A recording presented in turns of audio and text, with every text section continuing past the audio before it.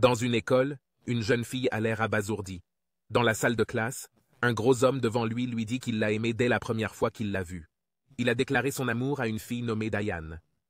Diane a également l'air troublée. Voyant l'expression de Diane, le gros homme s'excuse. Il dit qu'il doit être très étrange que quelqu'un qu'elle n'aime pas exprime des sentiments pour lui. Diane a immédiatement paniqué et a dit qu'elle ne l'aimait pas. Ce n'était pas du tout le cas. Diane a ensuite dit à Choi Si-woo, le gros homme, qu'il était gentil, beau et très amusant. Il n'y a donc aucune raison pour qu'il déteste Choi Si-woo. Elle seule a une raison. Dans la cour de l'école, un homme attend quelqu'un. Lorsqu'il s'aperçoit de l'arrivée de la personne qu'il attend, il demande comment les choses se passent.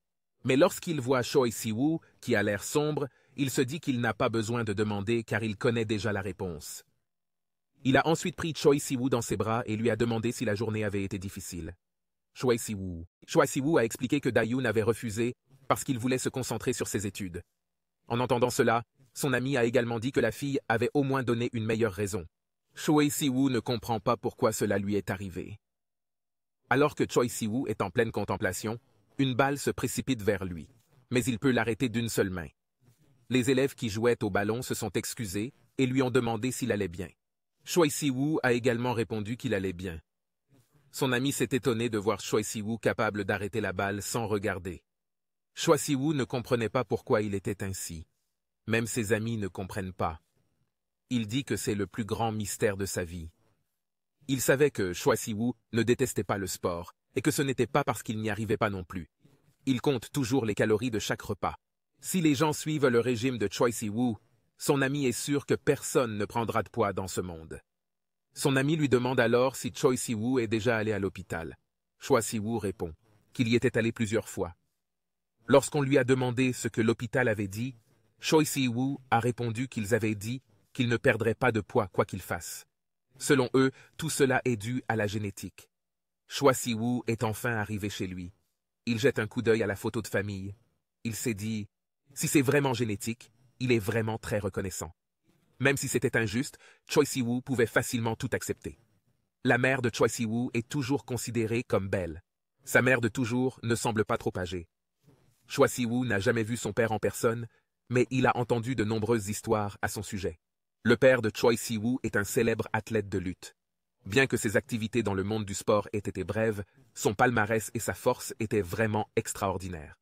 À la table à manger, Choi Si-woo voit la nourriture que sa mère a laissée. Dans le message, il était écrit que même si le régime est bon, le plus important est que le corps soit en bonne santé.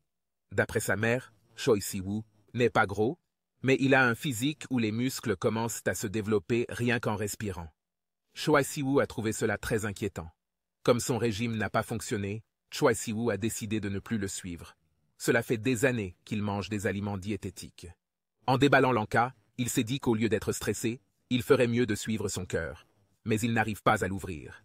En fin de compte, il continue à manger ses aliments de régime. L'après-midi est arrivé. Choi Si-woo est en train de courir un marathon. Son téléphone portable l'informe qu'il a atteint une distance de 4 km. C'est beaucoup plus rapide que le précédent record.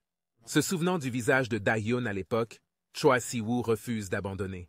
Le ciel était déjà sombre et il faisait déjà nuit.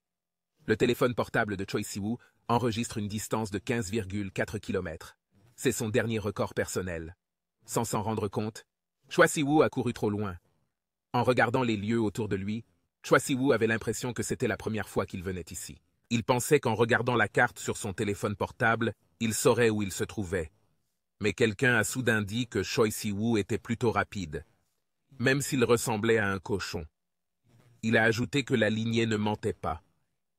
Le vieil homme sauta alors et atterrit devant Choi Si-woo. Choi Si-woo était également très surpris. Bien qu'il n'en soit pas certain, il était sûr que le vieil homme avait sauté d'une hauteur de 5 ou 6 mètres. Inquiet, Choi Si-woo a demandé si le vieil homme allait bien.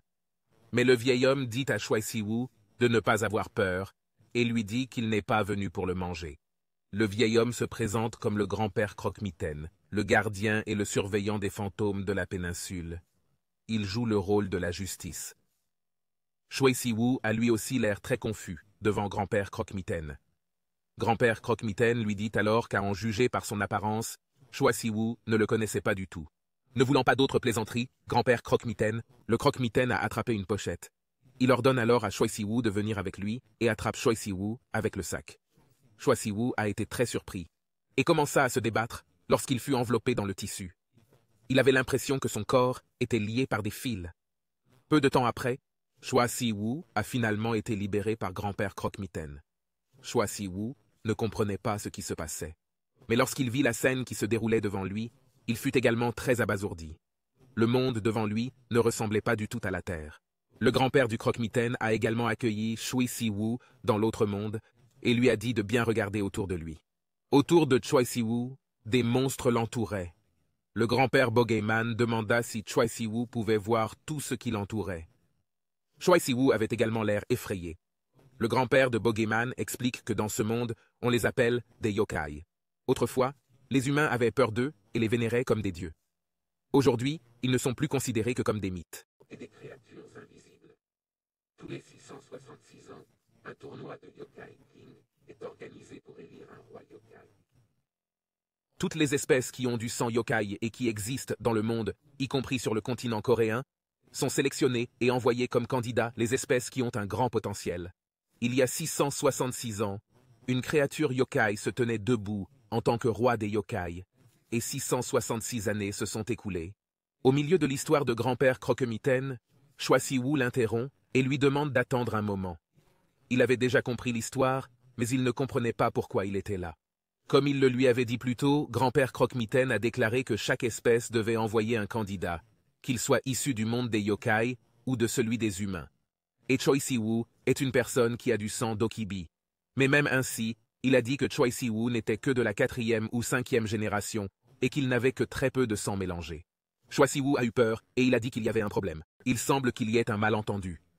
Mais il entendit soudain une voix forte. Il fut surpris de voir quelque chose qui sautait en hauteur et commença à trembler de peur. La silhouette a ensuite atterri devant Choi Si-woo.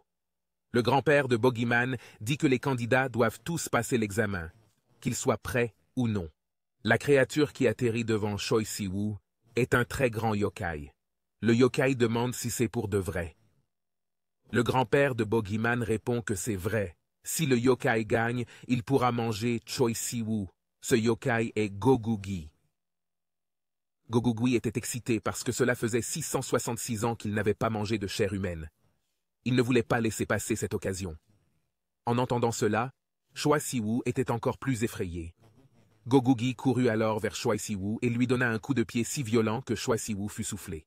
L'impact de l'explosion de Choi Si-woo fit même voler le sol en éclats. Voyant que Choi Si-woo était blessé, grand-père, un croque-mitaine a déclaré que le fait que Choi Si-woo ait du sang d'Okaebi n'avait pas d'importance. L'espèce humaine n'aurait normalement pas le droit de participer à ce tournoi. C'est pourquoi il a demandé à Choi Si-woo de prouver qu'il voulait vivre. Choi Si-woo fut alors surpris, car il fut soudainement secoué. Il a été tiré par Gogugi et jeté au sol. Choi Si-woo a également vomi son sang à cause de l'impact de la claque. Gogugi ne s'attendait pas à ce que Choi Si-woo soit plus fort qu'il n'y paraissait. Il pensait qu'il serait facile de le manger. Mais cela n'avait pas d'importance pour lui. Il pensait que ce serait plus amusant si la viande était assez dure. Gogugi écrasa sa main sur Choi Si-woo. Le grand-père Croque-Mitaine ferma les yeux devant cette scène. Gogugi continuait à frapper Choi Si-woo avec ses mains. Mais Gogugi se sentit alors tendu. Choi Si-woo empêcha la main de Gogugi de le frapper. Depuis les temps anciens, les capacités des Dokaebi étaient illimitées. Néanmoins, leur principale capacité et arme était de se battre et d'apprécier le jeu. Gogugi a été surpris de voir Choi Si-woo, qui a arrêté sa main avec sa force. Si vous êtes un Dokaebi, vous n'avez pas besoin d'apprendre, car votre propre corps réagira selon son instinct. Le corps de Choi Si-woo changea radicalement. Après avoir arrêté la main de Gogugi avec ses deux mains en utilisant le mouvement de lutte d'Okaebi, Choi Si-woo a frappé Gogugi. À côté de Gogugi, qui a perdu connaissance, se tenait Choi Si-woo, qui était autrefois un humain de 17 ans. Aujourd'hui, il est à moitié Dokaebi. L'éveil de Choi Si-woo est maintenant terminé. Dans une supérette, son ami lui a demandé ce qui s'était passé ensuite. Choi Si-woo a également répondu que c'était la fin. Choi Si-woo n'a pas compris de quel genre de cauchemar il s'agissait. Après avoir écouté l'histoire de Choi Si-woo, son ami lui a dit que son rêve n'avait pas l'air passionnant, parce qu'il a gagné à la fin. Mais Choi Si-woo n'était pas de cet avis. car il était constamment battu et ne pouvait que se battre. Il a également trouvé étrange que Choi Si-woo ait été battu dans son rêve, car d'habitude, les gens font dans leurs rêves des choses qui se font habituellement dans le monde. Son ami s'est souvenu que Choi Si-woo n'avait jamais étudié la lutte et qu'il avait continué à apprendre la boxe pour perdre du poids. Choi Si-woo a également trouvé cela très étrange. Le rêve semblait vraiment réel, parce qu'il savait dès le départ ce qu'il faisait. Il avait même l'impression que s'il essayait maintenant, il pourrait le faire. Son ami rit et lui demande s'il n'a pas été trop bercé par son rêve. Pour changer de sujet, Si-woo soupire et dit qu'il se demande ce que c'est. Parce qu'il subissait beaucoup de pression ces derniers temps. Il s'est demandé s'il n'était pas trop obsédé par l'idée de perdre du poids. Même si ce n'était qu'un rêve, il n'était pas logique que son corps devienne soudainement si musclé. Alors qu'il se remettait en question, il revint à son corps musclé. Il était choqué parce qu'il avait l'impression que c'était réel. Peu de temps après, il entendit une voix lui demander s'il avait repris conscience. A vu grand-père Croque-Mitaine et une femme qui s'est approchée de lui. Grand-père Croque-Mitaine a dit qu'il supposait que Choi Si-woo s'était réveillé au bout d'un moment parce qu'il s'était endormi debout. Choi Si-woo a observé la situation autour de lui et s'est rendu compte qu'il ne s'agissait pas d'un rêve. C'est alors qu'il a vu Go-Gu-Gui qui avait perdu connaissance. Choi Si-woo a été tellement choqué qu'il a crié. Diverses questions lui vinrent à l'esprit. Par exemple, pourquoi son corps est-il dans cet état ou qu'en est-il de sa maison? Le grand-père du croque-mitaine demanda alors à la femme ce qu'elle comptait faire. La femme a également dit qu'elle était honnêtement un peu déçue, parce que c'était la première fois qu'elle voyait la moitié de Dokebi.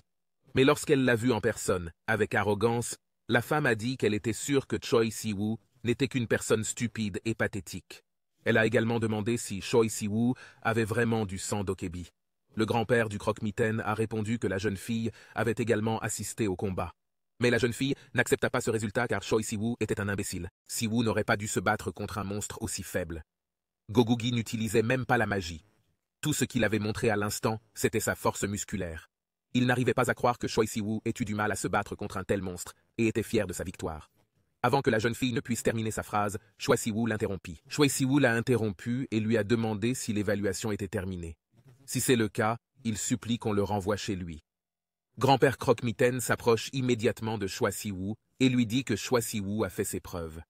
Il avait déjà pris sa décision lorsque Choi Si-woo était inconsciente, il lui a donc demandé de passer un dernier examen. Lorsque Choi Si-woo a perdu connaissance, les yokai qui avaient assisté à la scène ne s'attendaient pas à ce que Choi Si-woo puisse vaincre Go-Gu-Gui et se demandaient s'il ne cachait pas sa force. Mais certains d'entre eux réalisèrent que Choi Si-woo avait encore du sang d'Okaebi en lui. Le Go-Gu-Gui pensa que cela faisait longtemps qu'il n'avait pas vu de sérium d'Okaebi. Grand-père Croque-Mitaine s'approcha de Choi Si-woo et frappa de son bâton. Comme le magistrat, la péninsule des monstres, il a annoncé qu'il avait donné une évaluation prometteuse. Avec des centaines de monstres qui se sont rassemblés pour témoigner, et tous ceux qui se trouvent ici en ce moment, grand-père Croque-Mitaine a décidé que Choi Si-woo n'était plus un humain, mais un monstre. Si personne ne s'y oppose, grand-père Croque-Mitaine ordonne à tout le monde de se disperser et de faire savoir ce qui se passe sur la péninsule de Busan. Les yokai se dispersent immédiatement.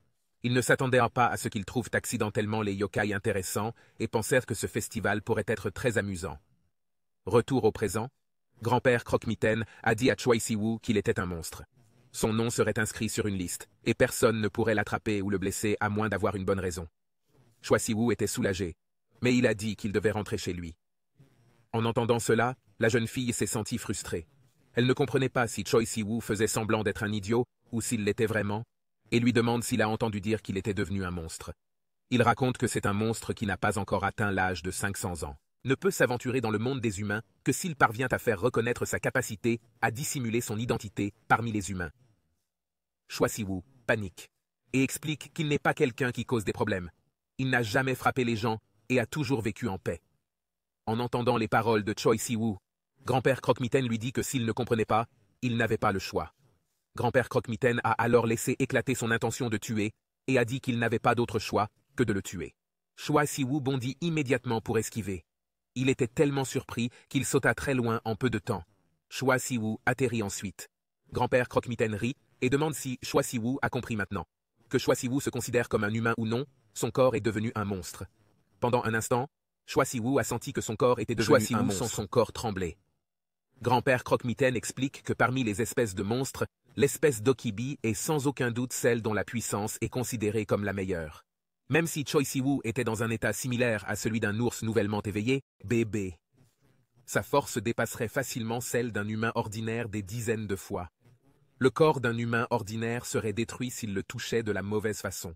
Choi Si-woo comprenait enfin, mais attendre jusqu'à ses 500 ans lui paraissait ridicule. Mais grand-père Croque-Mitaine avait dit que Choi Si-woo n'avait qu'à attendre une demi-année. Comme il l'a déjà dit, il y aura une élection du roi tous les 666 ans. La restriction de 500 ans est la loi appliquée par le roi couronné actuel. Il y a 666 ans, tous les monstres étaient libres d'entrer et de sortir du royaume des humains. Tout ce que les humains peuvent faire, c'est fuir et craindre chaque nuit qui se lève, ou se fier aux espèces fortes et amicales qui vivent parmi eux. La peur ou l'adoration.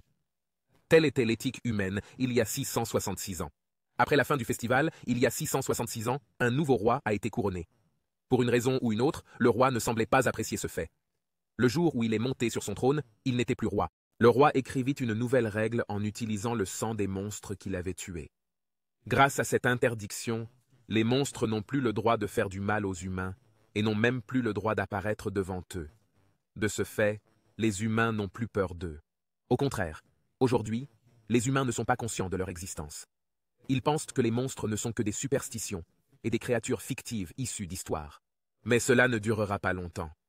Le grand-père du Croque-Mitaine lui dit que dans 6 mois, leur règne de 666 ans prendra fin.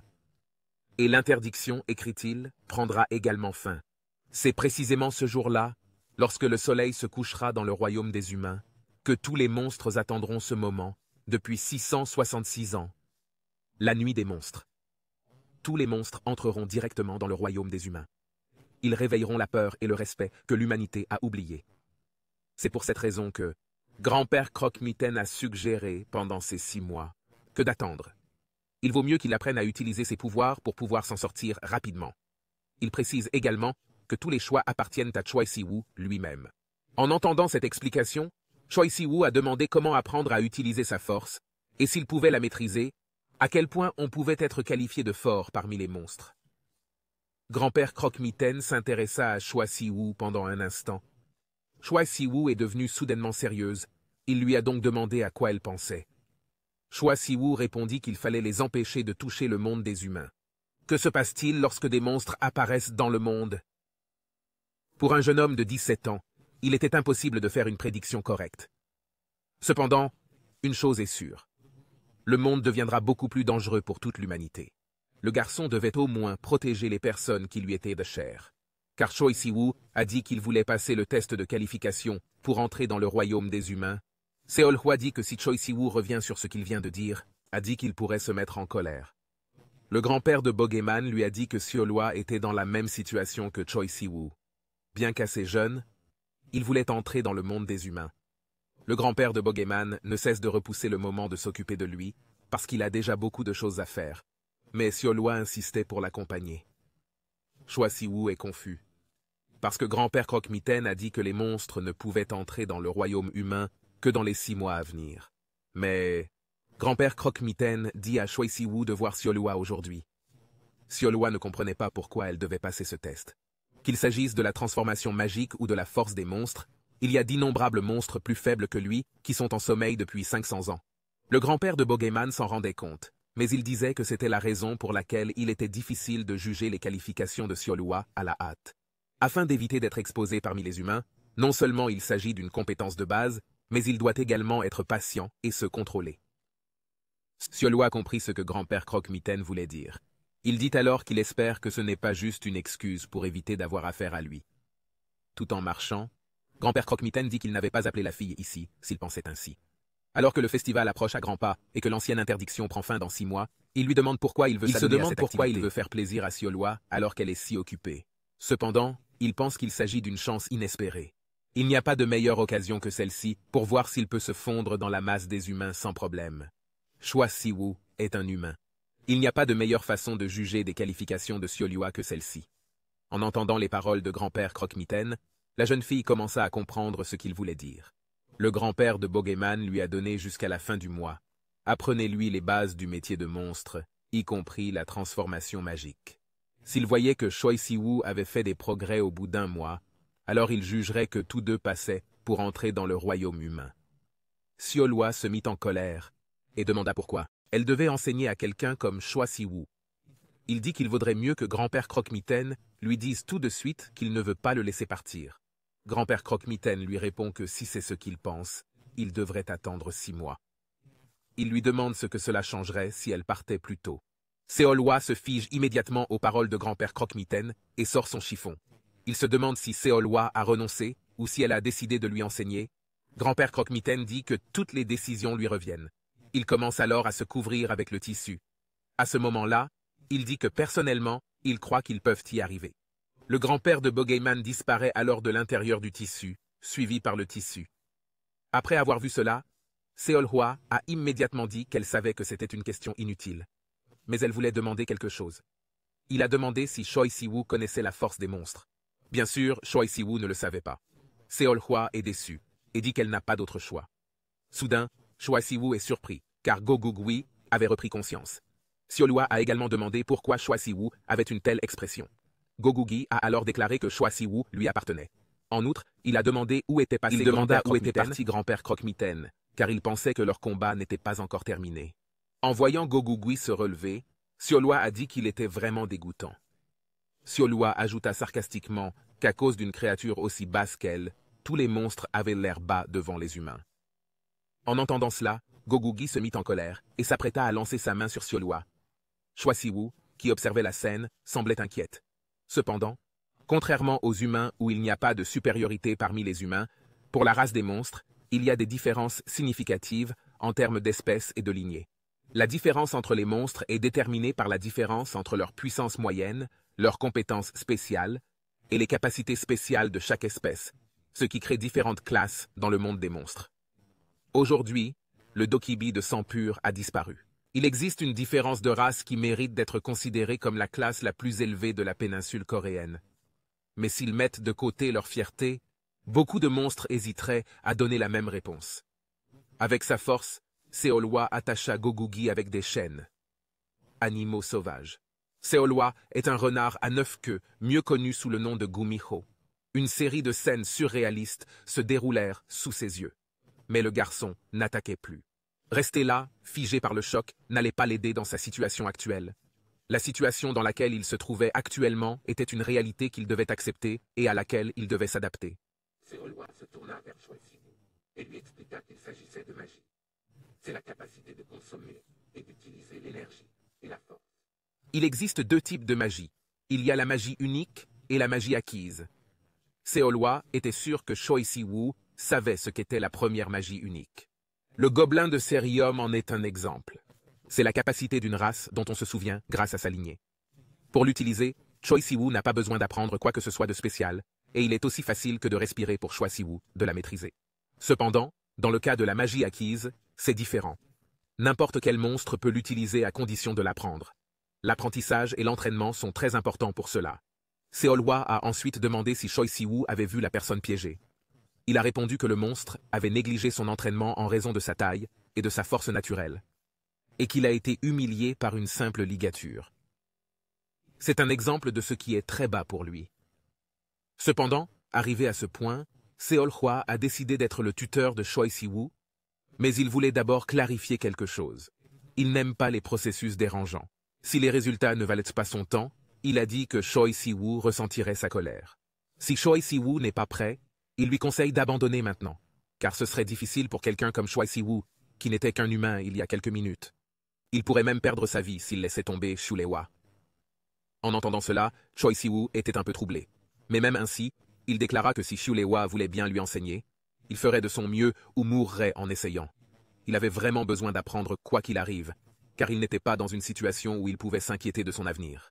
Xiaolhua sourit à la décision de Choi Si-Woo. Il pensait que Choi Si-Woo pourrait échouer, mais c'était mieux que de ne pas essayer du tout. Il invita donc Choi Si-Woo à manger. Choi Si-Woo était confus parce que Xiaolhua lui avait soudainement demandé de manger. Xiaolhua expliqua alors que, comme elle l'avait dit, il faut beaucoup de puissance pour créer de la magie. C'est toute la force de cet habitant du monde des monstres. Cependant, Choi Si-Woo n'en a pas beaucoup pour le moment.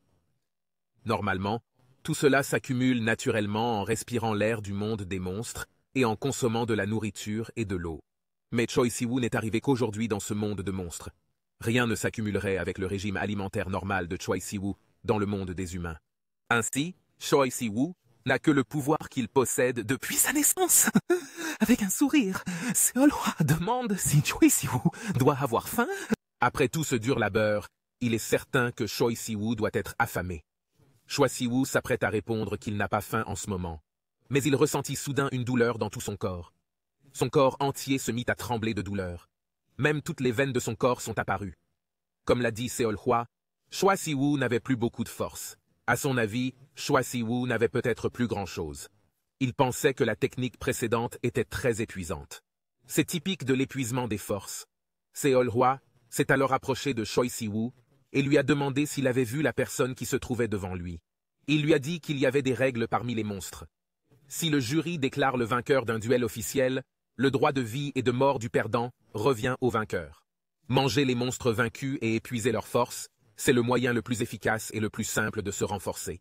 Avait l'intention de corriger le mauvais comportement de Choi Si-woo. Mais soudain, Choi Si-woo se libère de sa chaîne.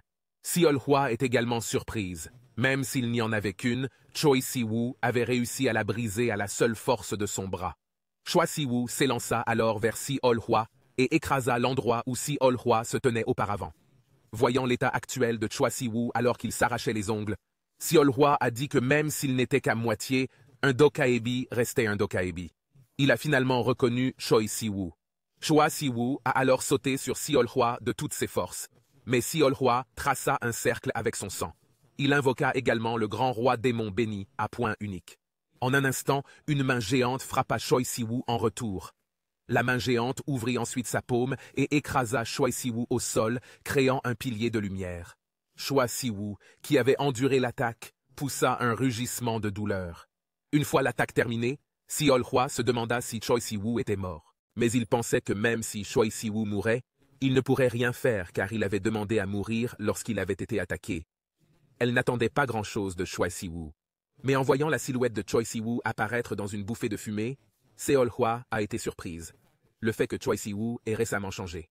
Même parmi les puissants Dokaebi, seuls quelques-uns peuvent être choisis pour l'illumination en raison de leur magie unique. Bien que rare, mais doté d'une puissance extraordinaire, il a montré le symbole de la capacité à devenir une race de Dokaebi. Choi Si-woo sort alors sa corne. Seol-hwa, qui a été témoin de cela, dit que pour quelqu'un qui est à moitié Dokaebi, il a vraiment montré de nombreuses facettes. Car à ce moment-là, Choi Si-woo a utilisé une magie unique, le club des gobelins. Seol-hwa est un monstre incroyable, un génie qui a atteint la queue avant même d'avoir atteint l'âge de 100 ans. Un talent acquis auprès de la famille des démons renards de la péninsule coréenne en 1 millier d'années. C'est pourquoi il pouvait le sentir si clairement. Quel dangereux objet maléfique il affrontait pour la première fois de sa vie. Seol-hwa ne pensait qu'à la puissance du monstre. Cependant, il sentit une étrange présence de la part de Choi Si-woo.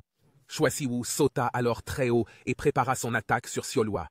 Choi Si-woo tira également vers Seol-hwa, mais Seol-hwa se tenait toujours droit. Une main géante arrêta l'attaque de Choi Si-woo. Choi Si-woo était surpris que son attaque puisse être stoppée. Seol-hwa avait décidé de montrer ce qu'elle avait dans le ventre. La main géante commença alors à balancer Choi Si-woo dans les airs. Après l'ordre de Seol-hwa, la main géante balança Choi Si-woo, puis le frappa violemment. En voyant l'impact de l'attaque, Seol-hwa pensa que cela ne suffirait pas. En pensant à la défense qu'il venait de voir, il pensait qu'il devrait la détruire environ 5 ou 6 fois pour qu'il reprenne conscience. Un instant plus tard, la main géante qui tenait l'arme de Choi Si-woo fut attirée par quelque chose. Seol-hwa en a été surpris.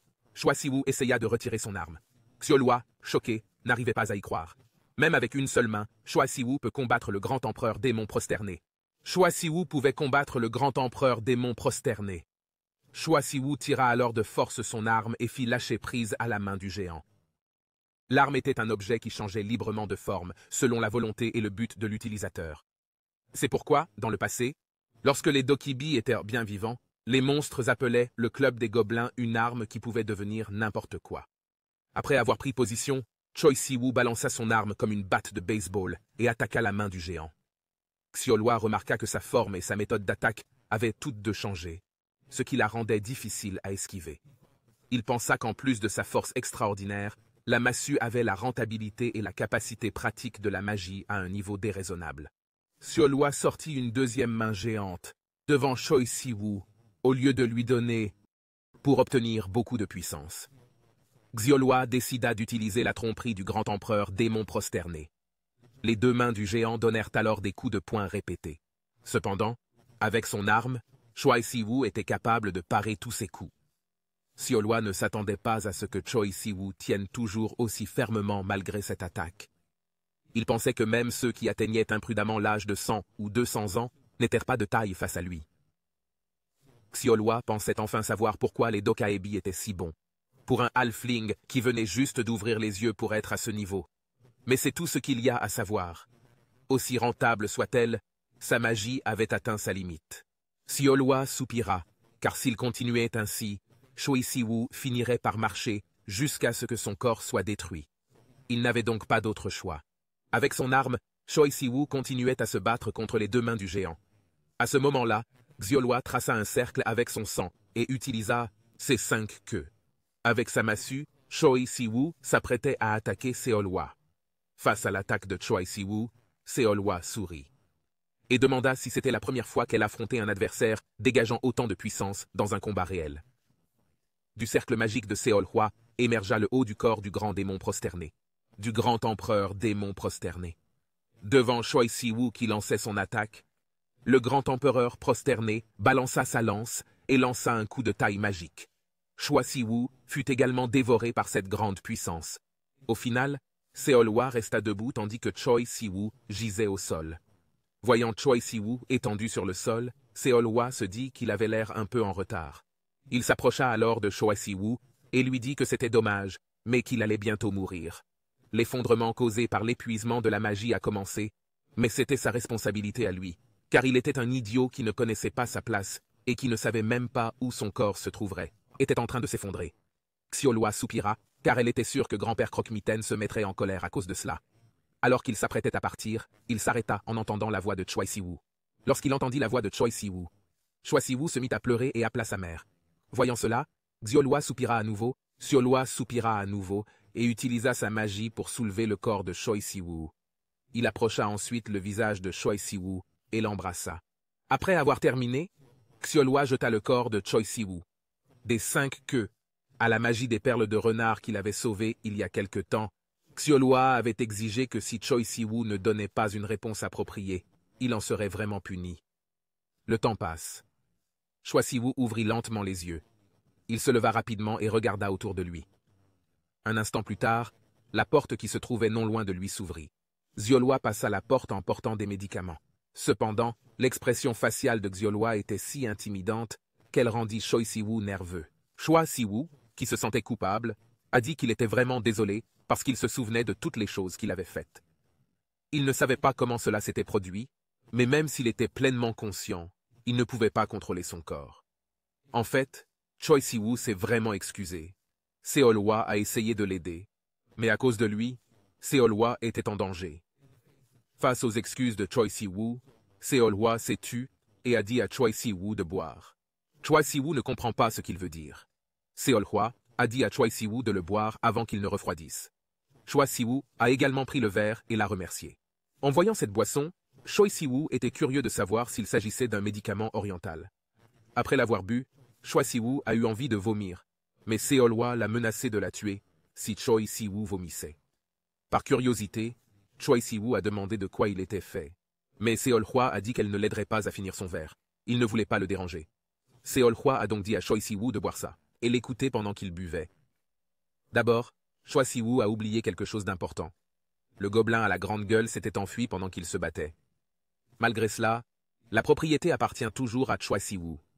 Il se cache peut-être quelque part, recroquevillé sur lui-même depuis 100 ans, parce qu'il sait que cela fonctionnerait immédiatement s'il était attrapé. Xiaolhua a ensuite déclaré que c'était le tonique parfait pour un halfling comme elle. Choi Si-woo a également demandé s'il n'y avait pas d'autre moyen. En entendant cela, Xiaolhua rit et lui demande s'il pense toujours qu'il est humain.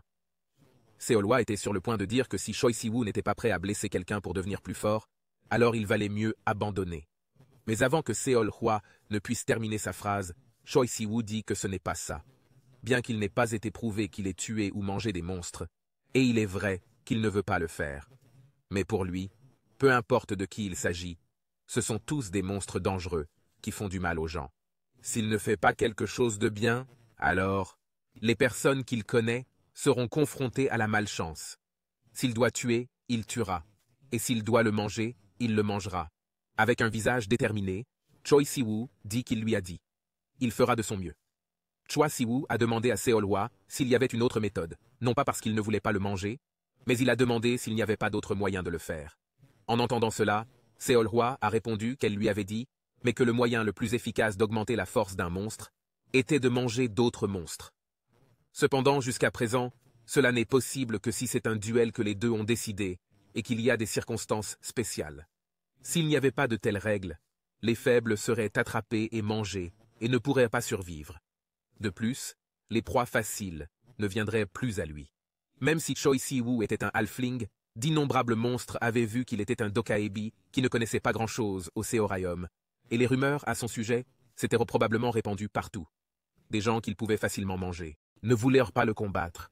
Les gens qui venaient à lui étaient tout le contraire. Ce seraient des monstres qu'il ne pourrait pas affronter à son niveau. Seol-hwa se leva alors et dit « Si vous perdez le faisan, vous devriez faire bouillir et manger le poulet à la place. » C'est pour cette raison que Seol-hwa demanda à Choi Si-woo de sortir car elle avait un cadeau pour lui. À l'extérieur, Choi Si-woo avait l'air abasourdi. Devant lui se trouvait un monstre loup, lié par la chaîne magique de Seol-hwa. Seol-hwa lui demanda ce qu'il en pensait. Choi Si-woo, nerveux, demanda si ce n'était pas un monstre. Seol-hwa répondit par oui et par non. Techniquement, il perd ses droits en tant que monstre. Leurs causes étaient toutes différentes. Mais certains monstres ont perdu leur esprit et leur instinct, comme Choi Si-woo auparavant. Mais dans les cas où ils n'ont pas eu la chance de Choi Si-woo et ont fait quelque chose qu'ils ne pouvaient pas réparer, ils sont classés comme des bêtes, pas comme des monstres, et leurs droits en tant que monstres leur sont retirés. Le tremblement de terre, c'est ainsi qu'ils sont. On les appelle ainsi dans la péninsule coréenne. Seol-hwa a ensuite demandé à Choi Si-woo pourquoi il ne faisait que regarder fixement. Comme il l'avait dit, c'était une bête qui avait perdu la tête. Le monstre loup a également attaqué Choi Si-woo, mais ce dernier l'a rapidement évité. Seol-hwa, qui avait assisté à la scène depuis le toit, A d'abord pensé que Choi Si-woo se figerait et a hésité à le frapper. Mais Choi Si-woo utilisait son corps mieux qu'il ne le pensait. Cependant, il devait s'échapper le plus longtemps possible. Son adversaire appartenait à la famille du chien de feu et s'était fait un nom. Cependant, à cause de son avidité à représenter sa famille au festival, il a été reconnu coupable d'avoir kidnappé de force un monstre et de l'avoir mangé. Il a dépassé ses limites et n'a pas pu supporter la force du monstre, ce qui l'a rendu fou. Le monstre loup a essayé de griffer Choi Si-woo, mais ce dernier a réussi à esquiver l'attaque. Le monstre loup tenta alors de mordre Choi Si-woo. Heureusement, il a pu esquiver à temps. Comme il s'y attendait. Seol-hwa pensait que Choi Si-woo ne pouvait pas balancer le bâton correctement. Ce n'était pas un combat que Seol-hwa espérait voir Choi Si-woo gagner. Même si son adversaire avait perdu ses sens, c'était un adversaire dont les capacités physiques étaient supérieures d'un niveau. De plus, il ne pouvait pas rivaliser avec les capacités de Sirium en matière de saisie et de projection. Seol-hwa pensait qu'il s'agissait d'une méthode cruelle, mais sûre pour réveiller ses instincts, qui ne se manifestent que lorsque Choi Si-woo est sur le point de mourir. Cependant, Seol-hwa fut surprise de voir Choi Si-woo esquiver les griffes du monstre loup et prendre position.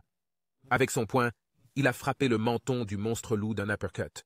Dans le passé, son entraîneur avait félicité Choi Si-woo pour son corps plus athlétique qu'il ne le pensait.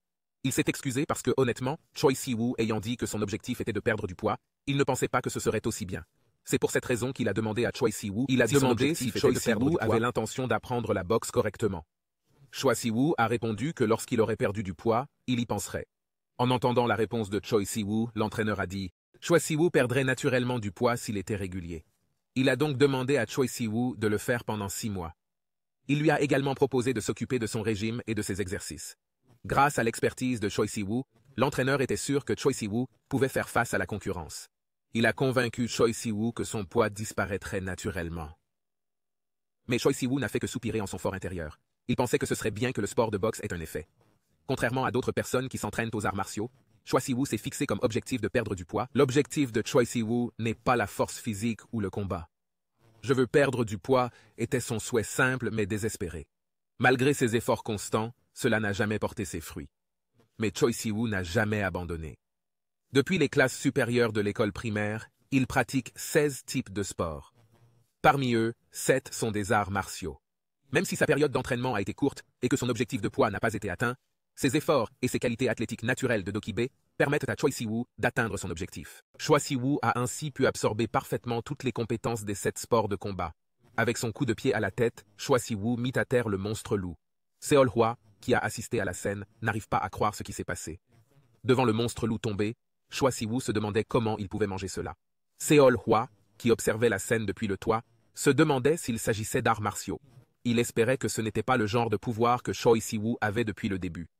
En fin de compte, ce n'était qu'une technique créée par les humains, car elle n'était pas faite pour rivaliser avec le corps et la force d'un monstre. Cela ne faisait même pas si longtemps que Choi Si-woo avait obtenu un corps de monstre, mais en combat réel, il pouvait facilement saisir les choses et les utiliser. Plus qu'elle ne le pensait, Seol-hwa pensait que le potentiel de Choi Si-woo était plus élevé. Alors que Seol-hwa réfléchissait, Choi Si-woo lui demanda ce qu'elle devait faire maintenant. Pour l'instant, il pensait avoir gagné. Il a donc demandé s'il n'avait pas besoin de le manger tout de suite pour nettoyer cet endroit. Seol-hwa a souri et a répondu « Bien sûr. Bien sûr, ce n'est pas le cas. Il dit qu'il devrait parler après sa victoire. » Choi Si-woo ne comprend pas ce qu'il veut dire. Le monstre loup a soudain mordu l'épaule de Choi Si-woo. Le monstre loup a ensuite traîné Choi Si-woo au sol avec sa morsure. Le monstre loup était ravi d'avoir à nouveau goûté à la viande. Voyant son épaule gravement blessée, Choi Si-woo s'est mis à trembler de peur. Le monstre loup frappe alors Choi Si-woo de plein fouet. Seol-hwa ne comprend pas. Il pensait qu'il restait plus de temps qu'il n'en fallait pour réagir à l'attaque. Si Seol-hwa ne comprend pas, c'est parce qu'elle est un monstre. La principale raison pour laquelle les humains ont peur d'être blessés n'est pas la douleur, mais la perte. La peur qu'une partie de son corps soit déformée ou perdue de façon permanente. C'est l'une des principales peurs avec lesquelles l'organisme vivant appelé humain est né, et c'était une raison suffisante pour faire paniquer un garçon de 17 ans. Un instant plus tard, la blessure à l'épaule de Choi Si-woo disparut lentement. Non seulement cela, mais la griffe, la plaie sur sa poitrine disparaît lentement. Les humains et les monstres. Il y a tellement de différences entre les deux espèces qu'il est inutile de les compter. Mais si nous devions choisir la plus grande différence entre eux, ce serait la durabilité du corps et la capacité de guérison. Et ce sera aussi l'écart entre l'état d'esprit et le comportement qui en découle. Tant que l'on ne meurt pas ou que l'on n'est pas gravement blessé, les blessures n'ont pas d'importance. Quand on l'accepte comme du bon sens. Les restrictions imposées au corps par votre autoprotection inconsciente ont été levées. Et les limites de la capacité physique augmentèrent considérablement. Avec ses poings puissants, Choi Si-woo envoya le monstre loup au loin. L'impact de l'attaque donna à Choi Si-woo l'impression que son bras allait se briser, mais ce fut payant. Ses coups de poing devinrent plusieurs fois plus forts qu'avant. Et le rebond qu'il obtient en balançant simplement ses poings lui donne l'impression d'être renversé par une voiture. Mais Choi Si-woo se dit qu'il n'est pas le seul ici à avoir le même état d'esprit, la capacité de se régénérer. En réfléchissant à ce qui venait de se passer, Choi Si-woo ne pensait pas qu'il serait bizarre que cela se reproduise. Pendant que Choi Si-woo réfléchissait, Seol-hwa s'approcha de Choi Si-woo et lui dit que c'était la fin. Le coup de poing que Choi Si-woo avait donné précédemment avait été bien maîtrisé, à la fois en termes d'emplacement et de force. Même si le monstre loup ne mourrait pas, Seol-hwa était sûr qu'il ne pourrait pas se rétablir et revenir à la vie rapidement. Seol-hwa demanda alors à quoi pensait Choi Si-woo. Le sentiment de ne pas perdre la tête et d'utiliser la magie avec un esprit sain pour la première fois de sa vie. Mais Choi Si-woo est confus car il ne se souvient pas avoir fait quoi que ce soit comme de la magie. Seol-hwa lui a également répondu que la magie n'était pas difficile à utiliser. Même s'il ne s'agit pas d'une magie de haut niveau, la magie peut être utilisée de différentes manières. Il a dit que même son corps qui se régénérait rapidement était dû à l'utilisation de la magie par Choi Si-woo.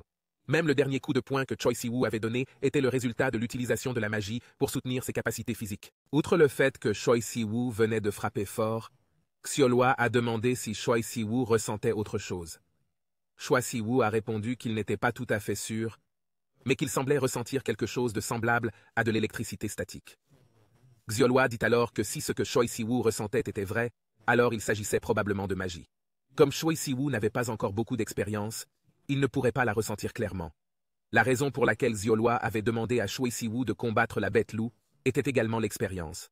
En effet, si vous vous battez jusqu'à la dernière goutte de sang, vous lancerez de la magie sans le savoir. Pourtant, Seol-hwa se disait surpris. Il pensait que Choi Si-woo avait dû se rouler pendant au moins 10 jours avant de pouvoir ressentir quoi que ce soit de rugueux. C'est pour cette raison que Xiaolhua l'a félicité en lui disant que Choi Si-woo était suffisamment doué. Choi Si-woo était embarrassé. Après cela, Xiaolhua a dit à Choi Si-woo de finir maintenant. Xiaolhua rappela que Choi Si-woo avait dit qu'il était prêt. Prêt. Même s'il pensait que cette question était exagérée, il a demandé si Choi Si-woo avait déjà tué quelqu'un. Choi Si-woo a également répondu « jamais ». Xiaolhua a alors déclaré que le mieux pour Choi Si-woo était d'en finir tout de suite. Et pour cela, si Choi Si-woo laissait négligemment une blessure mortelle, alors la bête-loup ferait un dernier effort. Au-dessus du nombril, Xiaolhua a expliqué à la plupart des monstres humanoïdes qu'il s'agissait d'un point de pression, ainsi que le cinabre interne où les monstres stockaient leur magie. Rassembler la magie, puis passer-la d'un seul coup. Choi Si-woo soupira et s'approcha du monstre loup. Tout était difficile au premier essai, surtout cette tâche. Pour ajouter du poids, si vous tuiez quelqu'un et le mangiez, quelle que soit la raison ou la justification, très peu de gens opposeraient une quelconque résistance. Choi Si-woo a ensuite pris position et s'est remémoré ses souvenirs avec ses amis et sa mère. Choi Si-woo serra les dents et transperça le monstre loup, l'estomac. Après cela, Xiuhua lui dit que Choi Si-woo a dû prendre quelque chose dans sa main, et elle lui demande d'ouvrir sa paume. Il lui dit qu'il s'agit du cinabre interne dont il a parlé plus tôt. Il s'agit d'un objet également appelé perle magique. Si elle est avalée, la magie de son propriétaire devient celle du mangeur. Choi Si-woo avale alors la perle magique. Il l'avala comme Xiuhua le lui avait demandé, mais se demanda si quelque chose allait se produire peu après. Soudain, une voix se fit entendre, disant qu'il était tendu. Un oiseau sur son épaule dit d'abord qu'il devrait y avoir quelque chose comme bam bam boum dès qu'on l'avale. Choi Si-woo est très surpris par la présence soudaine de l'oiseau. L'oiseau se transforme alors en fille. Voyant l'arrivée de la jeune fille, Xiuhua lui demanda ce qui l'avait poussé à se transformer en fille. Xiuhua demanda ce qui l'avait poussé à venir ici. Il était sûr que cette fille n'avait rien à faire avec lui. La fille fit la moue et demanda s'il fallait vraiment avoir une raison pour rencontrer un ami. Malgré tout, il répondit, il était vrai qu'il était venu pour affaire, et demanda à Choi Si-woo s'il était le demi-gobelin dont parlaient les rumeurs. Il a alors dit qu'il était heureux de la rencontrer et s'est présenté sous le nom de Sol-mi. Il m'a dit qu'il était un ami qui jouait avec Xiaolhua depuis qu'ils étaient petits. Choi Si-woo a également incliné la tête et s'est présenté. Xiaolhua, qui n'avait pas l'air très contente, a demandé de quelle affaire Sol-mi parlait. Xiaolhua lui dit aussi qu'il est allé travailler à temps partiel pour le grand-père Boogeyman. Xiaolhua, qui n'a pas vraiment compris, demande ce qu'est un travail à temps partiel. Sol-mi lui répond également que cela signifie accepter des travailleurs. C'est quelque chose qu'un humain dirait. En entendant leur conversation, Choi Si-woo a ressenti quelque chose. Depuis qu'ils ont attrapé les deux démons, Sol-mi l'informe qu'elle est venue de la part de grand-père Boogeyman pour l'aider à s'occuper de la colonie et lui fournir une prime pour les avoir capturés. Xiaolhua a également dit qu'elle allait bien. Elle ordonne donc à Sol-mi de tout laisser à Choi Si-woo, car c'est lui qui les a amenés, seul. Sol-mi s'est alors approché de Choi Si-woo et lui a dit qu'il savait. Il m'a dit qu'il l'avait regardé depuis le début. Il a dit que Choi Si-woo était si impressionnant qu'il ne pouvait pas croire que Choi Si-woo était humain jusqu'à présent. À cause de cela, Sol-mi dit qu'à ce rythme, quelque chose va vraiment se passer pendant le festival, où Choi Si-woo deviendra même le principal concurrent de Xiaolhua. Xiaolhua renifle et dit que Choi Si-woo sera définitivement éliminé dès qu'il aura mis les pieds au festival. Mais Sol-mi est curieux. Il pense que Choi Si-woo a suffisamment de potentiel. Sol-mi lui propose donc de lui faire un cadeau maintenant, et lui donne deux choix. Une chance de rentrer chez lui tout de suite, ou une chance d'avancer en tant que monstre puissant. Sol-mi lui demande ce qu'il veut. Après l'école, l'ami de Choi Si-woo reçoit un appel de ce dernier. Il lui demande ce qui s'est passé, car Choi Si-woo n'est même pas allé à l'école et son téléphone portable était éteint. Il a même pris un appel de ce numéro étranger parce qu'il était sur ses gardes. L'appel provenait de Choi Si-woo. Choi Si-woo a également dit qu'il avait quelque chose à dire. Il lui a dit qu'il avait une demande vraiment folle à lui faire.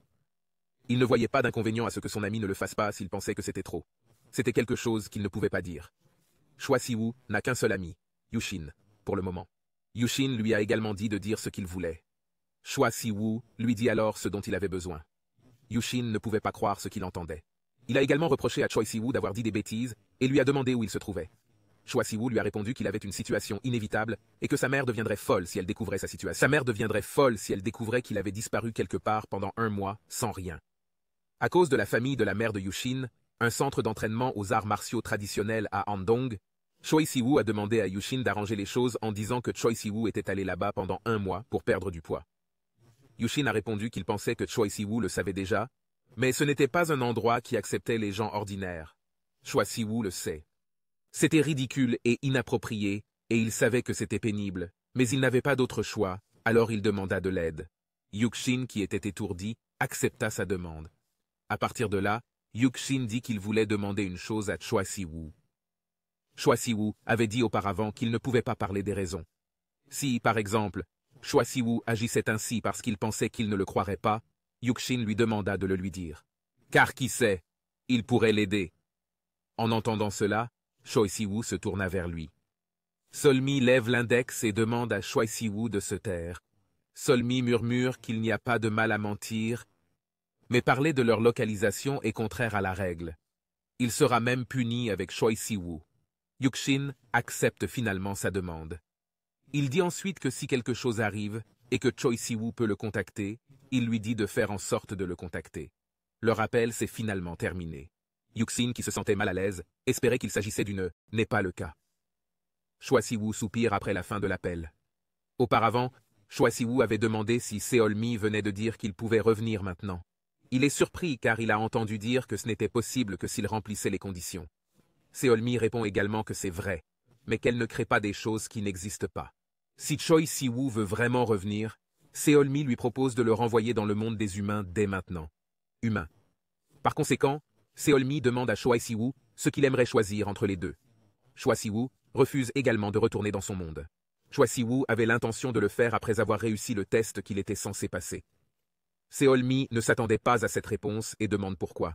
Choi Si-woo lui répond que s'il n'étudie pas tout correctement cette fois-ci, quelque chose de pire que de ne pas pouvoir rentrer chez lui se produira. Avec la bataille qui vient de se dérouler, Choi Si-woo était encore plus sûr d'avoir la force de répondre à une telle situation. Il a donc décidé de perfectionner ses compétences en tant que mannequin, monstre. En entendant la réponse de Choi Si-woo, tout en retenant son rire, Seolmi a levé le pouce et a dit que ce que Choi Si-woo venait de dire était plus cool que ce à quoi elle s'attendait. Seolwa a également demandé à Seolmi de s'amuser à taquiner les petits-enfants avec des choix encore plus irréels et lui a dit de simplement l'aimer, ce qu'il avait besoin de donner. Seolwa lui a alors dit qu'il n'y avait aucune chance que ce soit le prix. Seolwa a également expliqué que c'était une mauvaise habitude de Seolmi. Il provoque souvent les autres sans raison et remet en question leurs raisons. Seolmi, qui a entendu cela, s'est raclé la gorge et a dit qu'ils appelaient cela un test, pour découvrir la personnalité des autres et leur état d'esprit. C'est en posant ce genre de questions que les humains apprennent à se connaître. Seolmi demande alors si Seolhwa n'a pas fini de lire le livre qu'on lui a donné la dernière fois. Choi Si-woo pense que ce qu'il a ressenti tout à l'heure est vrai. Seolmi, de par sa façon de parler à son atmosphère, était différente des autres monstres. Il avait l'impression d'avoir vu quelqu'un. Seolhwa lui demande ce qu'il entend par cette théorie absurde. Il lui répond que c'est tellement simple et enfantin qu'il ne peut pas lire plus de quelques pages. Seolmi devient maussade parce qu'elle l'a fait elle-même et qu'elle peut donc le lire. Il dit à Seolhwa que si elle veut se transformer en humain, elle doit au moins se souvenir du MBTI. Cependant, Seolmi dit qu'elle emmènera Choi Si-woo quelque part pendant un certain temps parce qu'elle a pensé à le faire sortir dès le début. Seolhwa dit également à Seolmi de faire ce qu'elle veut. Seolmi déploie alors ses ailes et change de forme. Choi Si-woo reste silencieux lorsqu'il voit sa forme. Seolmi se transforme en un corbeau géant, un corbeau démoniaque. Seolmi raconte qu'elle est un monstre qui a le droit d'entrer et de sortir du monde des humains, à la condition que vous prenez la responsabilité de tout ce qui se passe une fois tous les 6 mois, en un jour, il pourrait amener des monstres qui n'étaient pas qualifiés dans le monde des humains. Elle dit alors que Choi Si-woo pourrait se sentir un peu nauséeux, alors elle lui demande de s'en occuper. En entendant cela, Seolmi dit qu'elle s'occupera de Choi Si-woo. Choi Si-woo est surpris.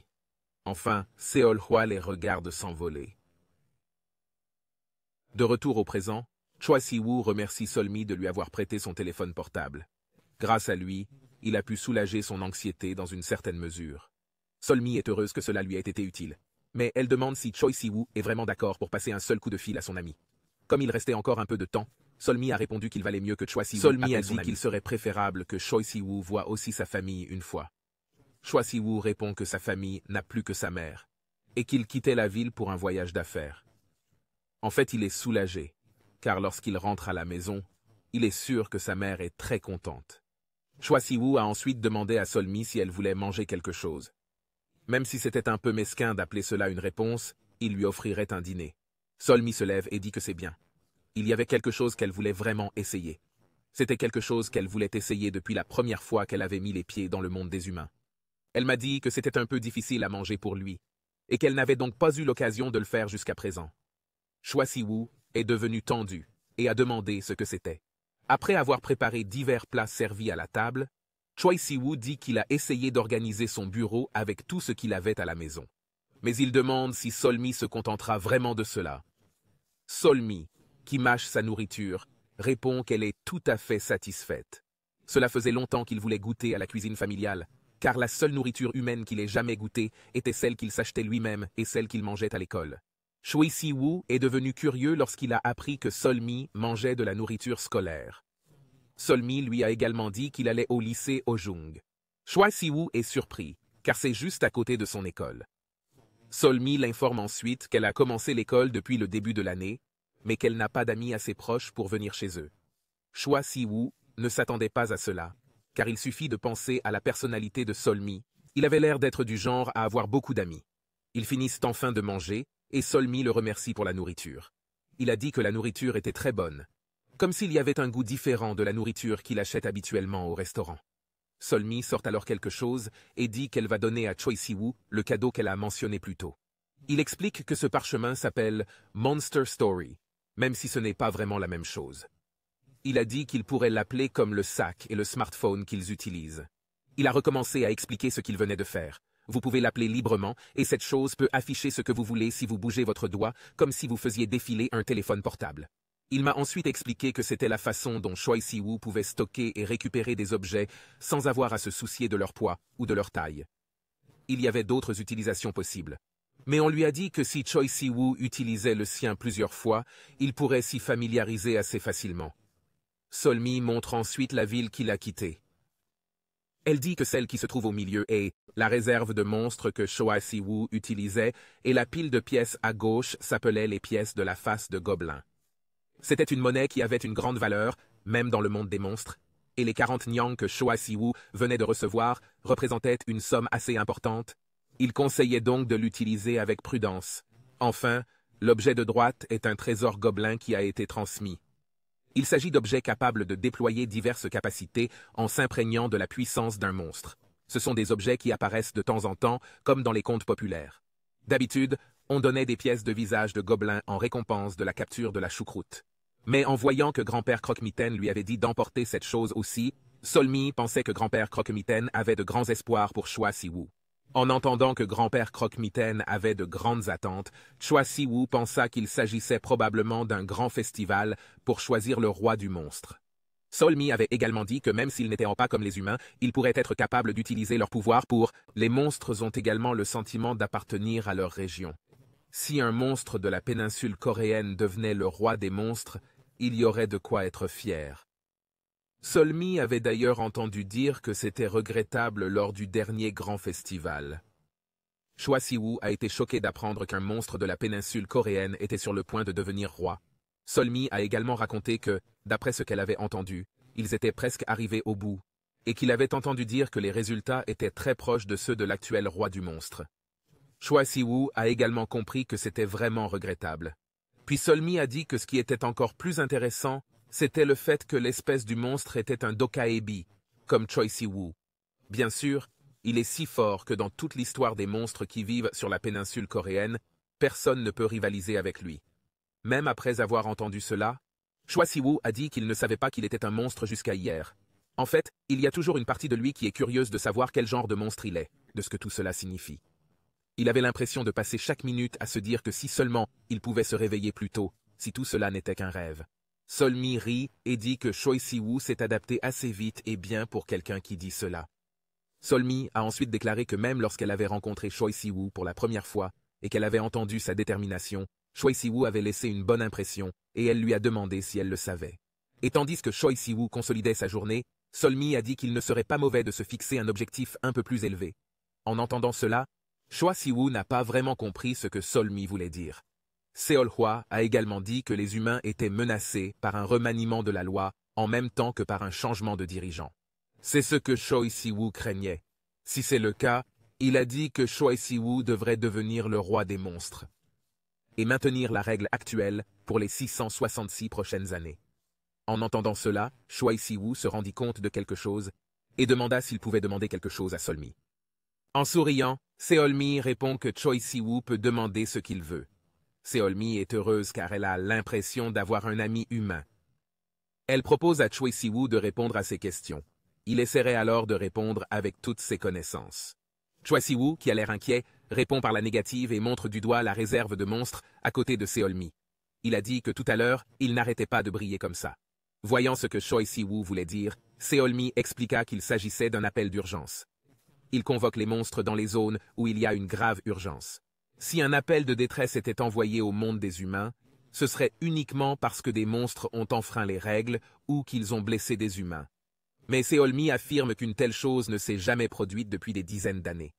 Après avoir expliqué cela, Seol-mi a finalement repris ses esprits et a crié de surprise. Seol-mi, paniqué, demande si c'est vraiment arrivé. Dans son appartement, Choi Si-woo claque des doigts et sort sa réserve de monstres, le parchemin, et sortit son trésor gobelin. Il se demandait s'il devait l'utiliser comme ça ou comme une armure. Comme il n'était pas sûr, il décida de poser la question plus tard. Choi Si-woo jette alors un coup d'œil à l'horloge. Il se souvient de la conversation qu'il a eue avec Sol-mi. Sol-mi dit que cela ne prendra pas longtemps. Il est déjà plus de 6 heures. Une demi-journée dure 6 heures. Et comme ils arrivent à 4 heures, ils doivent être de retour à 10 heures du soir. Elle demande donc à Choi Si-woo de ne pas bouger et d'attendre son retour. Choi Si-woo a également accepté sa demande. Sol-mi a ensuite déclaré que Choi Si-woo pouvait parler avec elle en toute décontraction puisqu'ils étaient amis. Sol-mi a demandé qu'à son retour, Choi Si-woo l'appelle Sol-mi.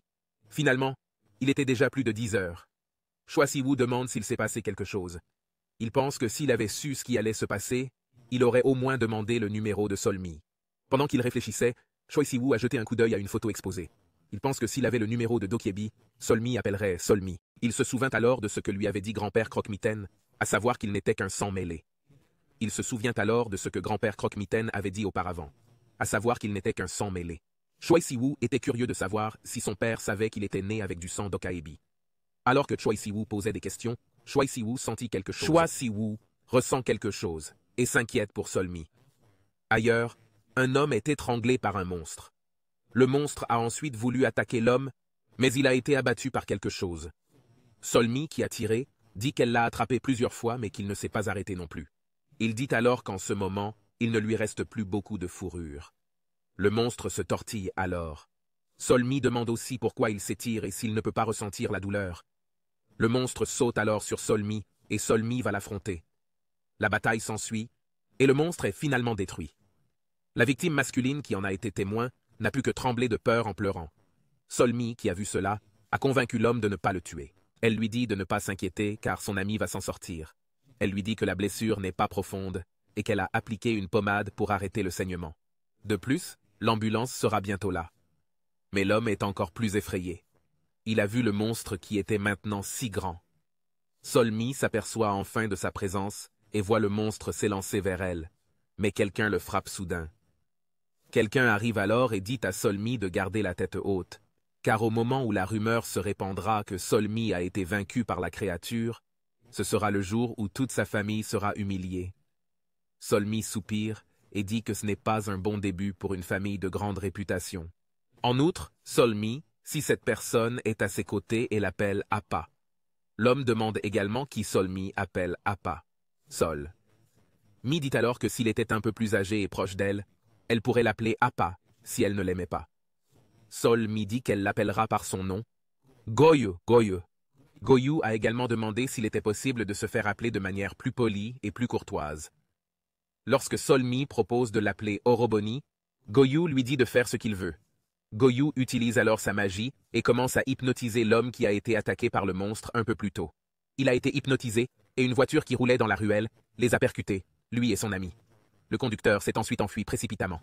Jusqu'à l'arrivée de l'ambulance, il n'avait rien à craindre et reposait en paix.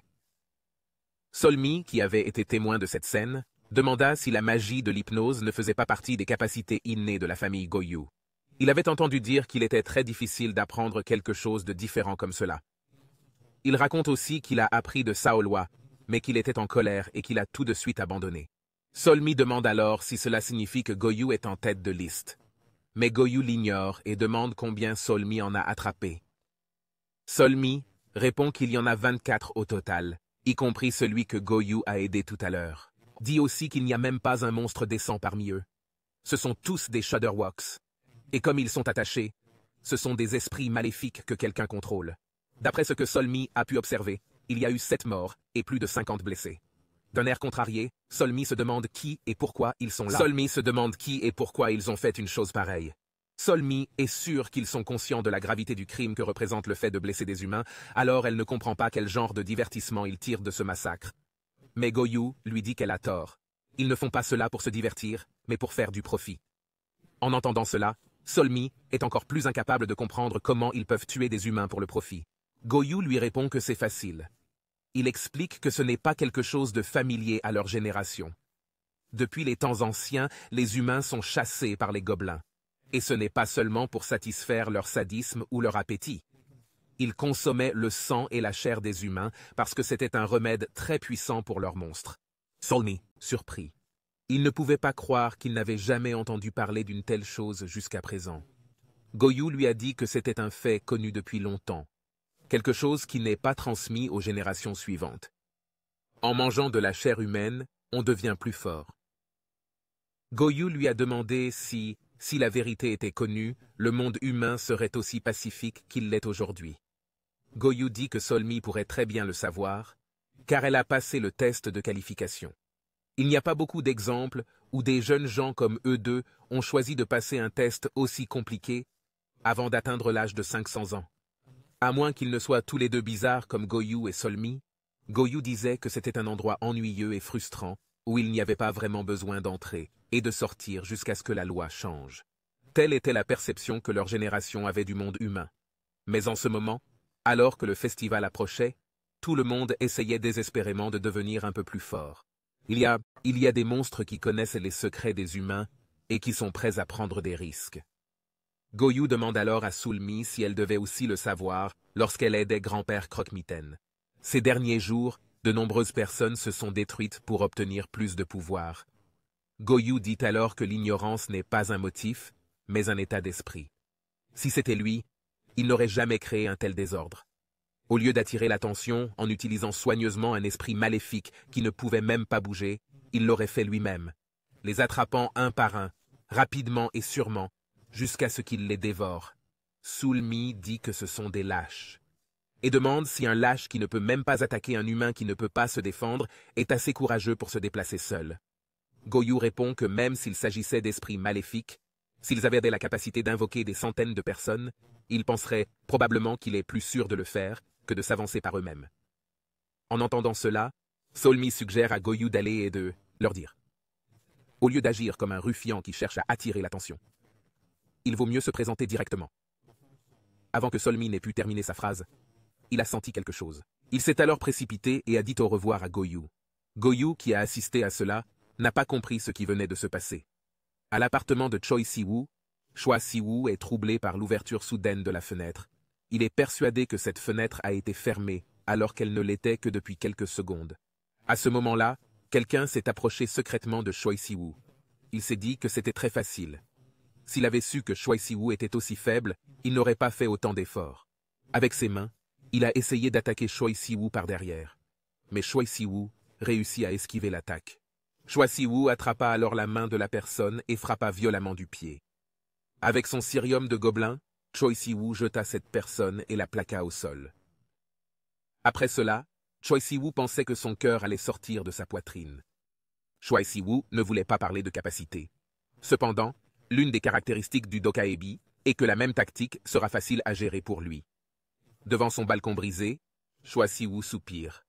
À cet instant, le frisson qu'il avait ressenti juste avant leur arrivée l'envahit. Choi Si-woo pensait que s'il ne réalisait pas ce même sentiment, il risquait de se faire tuer. Cependant, même s'il l'avait lancé sans réfléchir, Choi Si-woo était reconnaissant de l'avoir fait. Choi Si-woo était reconnaissant que personne n'ait été touché par le projectile. Lorsqu'il vit l'endroit où il avait jeté la personne, Choi Si-woo fut surpris car la personne qu'il avait jetée n'était pas là. Soudain derrière lui, une voix lui a dit de ne pas s'inquiéter, ce qui a beaucoup surpris Choi Si-woo. La personne a alors dit qu'elle avait endormi tous les humains de cette zone parce qu'ils risquaient de crier tous en même temps. Il a ajouté qu'il n'était pas suffisamment à l'aise pour s'occuper du nettoyage. Choi Si-woo a été étouffé par le corps du serpent. Le monstre serpent a alors demandé si Choi Si-woo était le Dokkaebi dont on parlait. Il pensait que Choi Si-woo allait attaquer avec force. Mais il s'avéra que la force du monstre de Choi Si-woo n'était pas aussi puissante. Le monstre serpent sauta alors en entraînant Choi Si-woo avec lui. En plein vol, le monstre serpent projeta Choi Si-woo au sol. Choi Si-woo, qui avait heurté le sol de plein fouet, tremblait de douleur. Le monstre serpent dit alors qu'il n'avait pas l'intention de projeter Choi Si-woo aussi loin. Le monstre serpent atterrit et dit qu'il se demande si le sol est devenu mou après sa chute. Le monstre serpent qui se trouvait devant Choi Si-woo était un monstre qui attaquait les humains, et Solmi, qui n'était pas revenu. La cause principale de ces deux problèmes est la pince qui se trouvait juste devant lui. Un garçon qui a compris que tout cela était causé par des monstres. Et parce qu'en plus, il se doutait bien qu'il était confronté à un danger déraisonnable.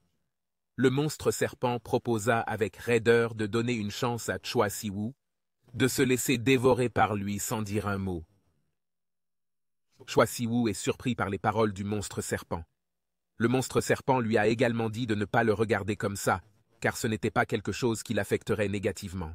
Le monstre serpent lui a dit qu'ils appartenaient tous les deux à une classe différente de yokai. Il a dit que Choi Si-woo mourrait plus douloureusement s'il continuait à se battre, et que la fin serait toujours la même. C'est pourquoi il demanda s'il ne valait pas mieux mourir sans douleur. À ce moment-là, le monstre serpent promet même une chose à Choi Si-woo, qu'il laisserait la mère de Choi Si-woo en liberté et qu'il dévorerait les autres. Le monstre serpent demanda alors si c'était une bonne offre. Mais avant qu'il ne puisse terminer sa phrase, Choi Si-woo s'est élancé vers le monstre serpent et l'a frappé au visage. Choi Si-woo saisit alors la combinaison du monstre serpent et s'apprête à utiliser le sérum de gobelin. Mais soudain, Choi Si-woo s'est arrêté. Et ce n'est pas tout. Ses mains tremblaient violemment.